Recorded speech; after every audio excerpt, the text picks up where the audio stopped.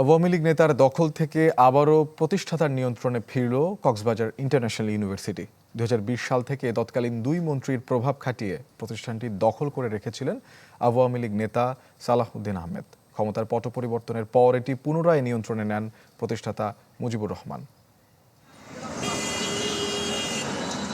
কক্সবাজারে উচ্চশিক্ষার একমাত্র বেসরকারি প্রতিষ্ঠান কক্সবাজার ইন্টারন্যাশনাল ইউনিভার্সিটি। প্রতিষ্ঠার কয়েক বছর পর থেকেই দখলে বিপর্যস্ত প্রতিষ্ঠানটি, ফলে গুণগত শিক্ষায় পিছিয়ে পড়ে এই বিদ্যাপীঠ। 2020 সালে প্রতিষ্ঠাতা মুজিবুর রহমানকে হটিয়ে বিশ্ববিদ্যালয়টি দখলে নেন আওয়ামী লীগ নেতা সালাহউদ্দিন আহমেদ। গেল 5 আগস্ট পর্যন্ত এই বিশ্ববিদ্যালয়ের কর্তৃত্ব তার কাছে থাকলেও সরকার পতনের পর তা পুনরুদ্ধার করেন মুজিবুর রহমান।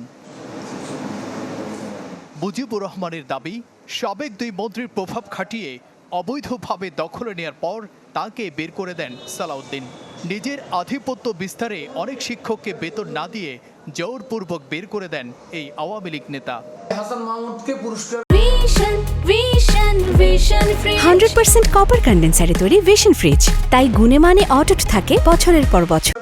বা ঘুষ যেটা, এটা হলো তার মামাকে এখানে ট্রাস্টি করে, ওই যে ট্রাস্টটা হলো মানে জোর করে দখল করার পরে, আর নফিলের বোনের জামাইকে এখানে ট্রাস্টি করে, এই দুটো মাধ্যমে সে এটাকে দখল পাকাপোক্ত করেছিল। শিক্ষার্থী ও বিশ্ববিদ্যালয় প্রশাসন বলছে, সালাহউদ্দিন দখল করার পর থেকেই শিক্ষার পরিবেশ দিনে দিনে নষ্ট হয়েছে। তাই বর্তমান ট্রাস্টি বোর্ডের কাছে তাদের দাবি, হারানো জৌলুস ফেরাতে পদক্ষেপ নেবেন তারা। আমরা এখানে যারা কক্সবাজারে পড়ালেখা করি, এই কক্সবাজার ইন্টারন্যাশনাল ইউনিভার্সিটিতে আমরা পায়ে পায়ে প্রশ্নবিদ্ধ হই। পড়ালেখা করবো, গ্রাজুয়েশন করবো, কেন আমাকে আবাসিক হোটেলের একজন শিক্ষার্থী ট্যাগ দেওয়া হবে? এই নিয়োগগুলো হয়েছে ব্যক্তিগত স্বার্থে, নিজেদের লোভের জন্য। তো এই বিষয়গুলোকে আমরা বেসরকারি বিশ্ববিদ্যালয় নীতিমালার আলোকে ঢেলে সাজাবো। তবে সব অভিযোগ অস্বীকার করে নিজেকে চেয়ারম্যান দাবি করেন সালাহউদ্দিন।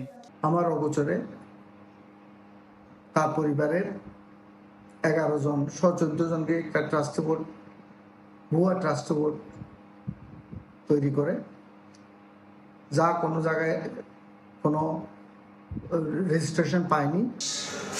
2013 সালে প্রতিষ্ঠিত এই বিশ্ববিদ্যালয়ে বর্তমান শিক্ষার্থী আছে 450 জনের মতো, অথচ 2020 সালেও ছিল প্রায় 1000। Desk report, channel 24।